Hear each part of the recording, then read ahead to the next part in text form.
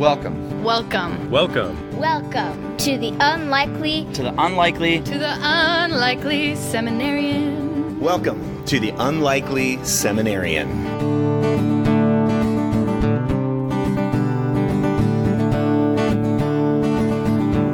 Hello again, everybody, and welcome to another episode of the Unlikely Seminarian. My name is Dan Cook, and I thank you, as always, thank you, as always, for taking the time to listen. So we're talking about the problem of evil, or we have been here for several episodes. Is God all good? Is God all powerful? If God is all good and all powerful, how in the world can evil exist? How is he not able to wipe it out with the snap of his fingers? What we've talked about in these previous couple of episodes is both the influence of agents other than God, be they human, be they spiritual, and we've talked about a third way of looking at that, what is posed as a binary, that there's actually a third way of looking at it. And that third way revolves around the idea of free will. So as we got to the end of the last episode, the natural question was, why is any of this important? What are the practical implications? What do we do with this notion of free will and how it influences evil and how that evil then comes between us and God? Free will makes us capable of choice.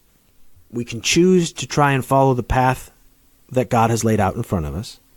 I think I use the word try there very purposefully, right? Because nobody's perfect. Right? We're all human beings. We're all infected with sin. We all make bad choices. We make selfish choices. We make choices that are self-destructive, not by our created nature, but by the sinful nature that we bear due to sin being in the world. We make choices. And those choices create sometimes evil consequences for ourselves, sometimes evil consequences for other people, sometimes both. We make choices. But the key to overcoming evil in the world lies in the very fact that we get to make choices.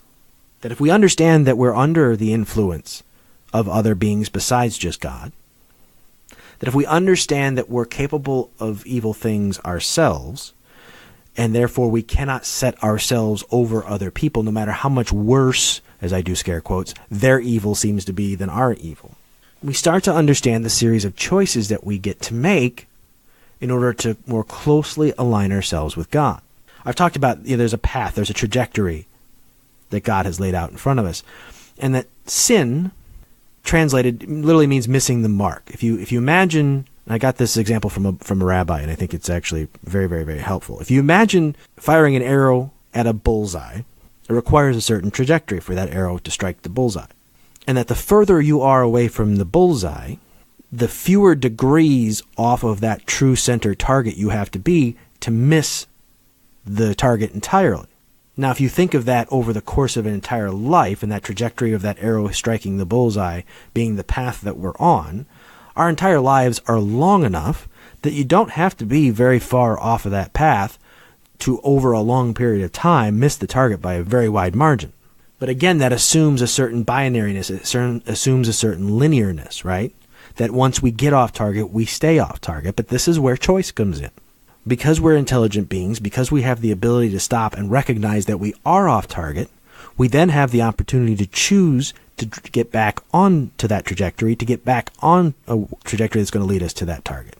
And that no matter how many times we leave that trajectory, because of the influence of Satan, because of the influence of randomness, because of the influence of all sorts of things that we don't really understand because we don't see the world the way God sees the world, we get to choose to turn back.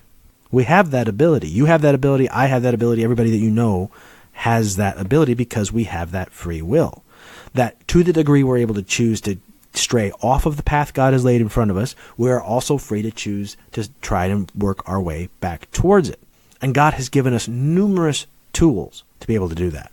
He has put other people in our lives that have the ability to help steer us back. He has given us church communities. He has given us all kinds of different cultural communities. He's given us His Word. He's given us the Bible. And the beauty of the information age is that all of these things are readily available to you. It doesn't take a lot of work to be able to find information that can help lead you back to the right path. The other side of that coin, of course, is that there's a lot of information out there that's seeking to get you away from that path. And distinguishing between the two requires a certain amount of discernment. And that discernment is best done in community, which is why you constantly hear the refrain that Christianity has to be done in community. Because it's terribly easy to read a book like the Bible and lay all kinds of meaning on passages that they were never designed to bear. And that's a whole other episode I could do on a bunch of passages that have been horribly miscast over time. But trying to stay to my specific point here, we do get to choose. And we need to choose. We don't have to choose all on our own.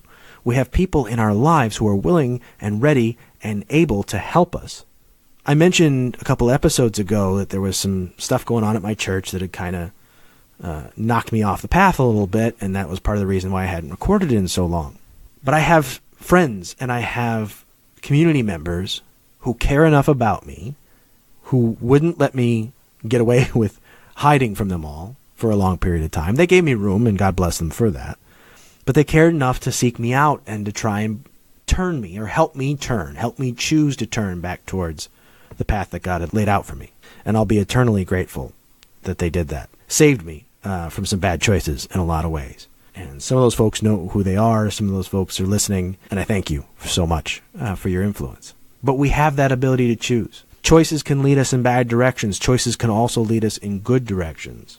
And that's why it's so important to understand, first of all, our ability to make choices, our availability to make choices, and then why it's so important that those choices not just be fleeting or random or silly, but that those choices be well thought out, that we take time to think through those choices, that we take time to understand to the best of our ability the implications of those choices, and that when we make choices, and there's always, of course, going to be consequences that we didn't anticipate, that to the degree that those choices are hurtful to others or to ourselves, that we learn from the mistakes that we make in those choices, or that we learn the limited ability we have to control the consequences and outcomes of all of our choices. That we bear the responsibility that is ours to bear, and that we lift up and present to God that which is not ours to bear. Now look, kids get cancer, drunk drivers kill people. I'm not trying to try and pretend that all of evil out there is easy to understand in the context that I've laid out in these last 3 episodes. It's not. And there are very, very smart, capable, well-intentioned people that simply can't get past this problem of evil issue. And I understand that. I really do.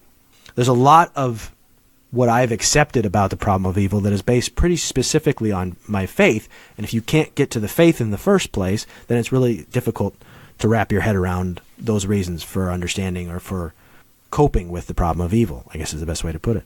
But I think if you read through and you study the book of Job, you find a lot of the answers that we look for, which are often, understandably, we don't really know, or of that ilk, which is a terribly unsatisfying answer to any question. And especially for those who are the product of enlightenment thinking that believe that everything has a rational answer, is something a lot of those folks just aren't ever going to be able to accept. But the truth is that there are a lot of things in the world we don't understand, and that there may be things in the world that we're not capable of understanding. That doesn't mean we shouldn't try to understand them. We absolutely should. But when it comes to something like the problem of evil, reducing it to a simple binary limits our view of it, limits our understanding of it.